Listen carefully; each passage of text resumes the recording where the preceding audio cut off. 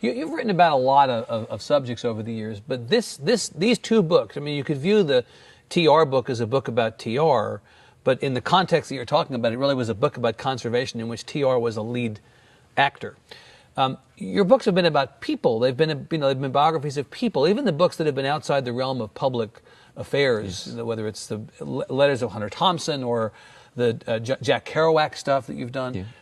This seems like a departure, a slightly different direction. What caused you to take this? It's when I was young, we had my parents were teachers, and we had a 24-foot Coachman trailer, and we would go to all the national parks. Oh, that was you people. That was right. us. You hear about those sort of? We really had it. You. Okay. We had the dog in the cooler, and we would go. And so I got to go to the Great Smoky Mountains and Big Bend and Yellowstone as a kid, and I kind of forgot some about it. Kind of nothing like it, isn't there? They're nothing like it, and it makes you so proud of America. What would we be without those green spots and these wild places that makes our country so great? And as I started doing the TR book, I kind of found my calling because some people like Bruce Catton or somebody used to do 7 volumes on the Civil War, or Carl Sandburg, 6 volumes on the life of Abraham Lincoln. I'm writing 7 volumes on the first time anybody's done it, right, on U.S. conservation history and telling it from its conception up until. But the book business back in those days was different than it is today. And the reality is that a book publisher has got to really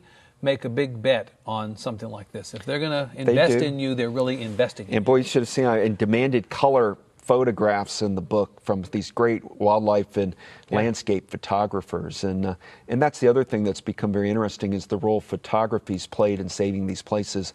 Ansel Adams' photography did more to save beautiful places in California and Nevada, Arizona, in Alaska. I write the chapter about his work up there, but Ansel Adams was a major figure in opening people's consciousness to the beauty of our landscape and the need to save it for its aesthetic value and because it's the right thing to do, not just to look at land as something to extract from. Did your publishers resist the? I mean, this is not a small book. The other book was not a small book.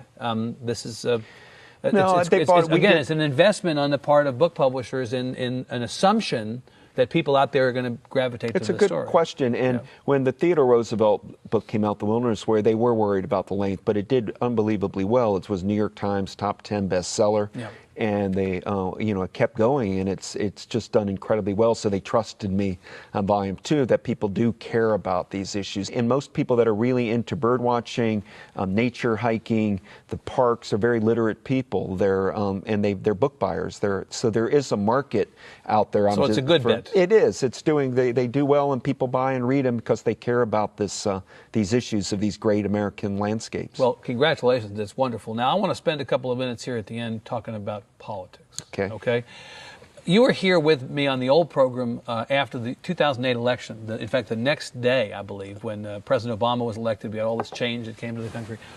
And you have actually been over to the White House at the president's invitation to talk about the historical and cultural forces that are shaping the world today. So you've gotten to see him up close. You've witnessed him as a historian, somebody who's known about presidents enough to write books about them. What's your take after 2 years? He's a brilliant man, and he's unflappable. Some people want him to flap more. You understand? I know. People want him. He just keeps a kind of steady beat. In boxing terms, he's Muhammad Ali rope-a-dope. Or, he's got a kind of almost Zen-like quality, and everybody wants to jar him and pull him. And he's taking, I think, a very pragmatic, centrist course. I might describe him like Mark Wahlberg in The Fighter, where he seems to get the crap beaten out of him for 8 rounds, then he throws one punch and he's back in it. I mean, he never rule him out. His style is really, to a lot of people, maybe out in the live audience or TV audience, maddening in that you don't really think he's in the game.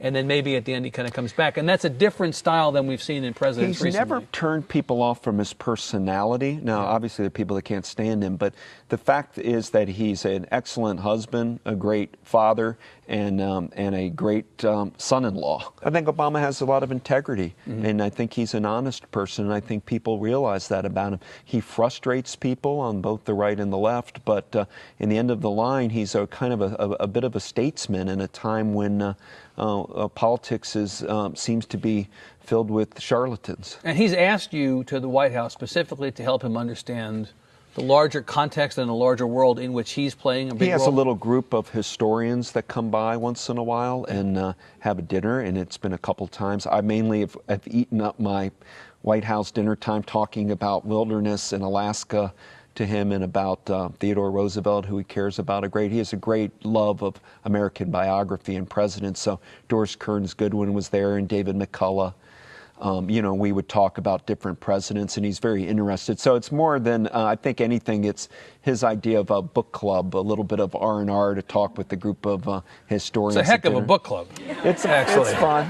It's not like he's sending out an Evite from down the street and saying, you know, we'll bring a covered dish. We don't influence him in any real way, but he loves anecdotes and things, and I think that part's a lot of fun. And he has a great interest in Ronald Reagan, for example. Well, and in fact, a lot was made over the last couple of weeks of the fact that he took this book about Reagan with him, I guess, to Hawaii, or maybe before he went to Hawaii, he had read this book about Reagan, and people are now saying, like Reagan in '82, who got just the stuffing beaten out of him in the elections, was never going to win a second term. He came back. Maybe Obama can look for lessons in Reagan. And his demeanor is a little bit like Reagan, meaning he's a very genial person. He's not very good at creating. He doesn't like enemies. He doesn't. He kind of wants to not. Maybe it's from having to negotiate the white-black racial divide so long. He's kind of likes to bring people together around him, and so there's, even though they seem like opposite characters, I see some Reagan characteristics in Obama.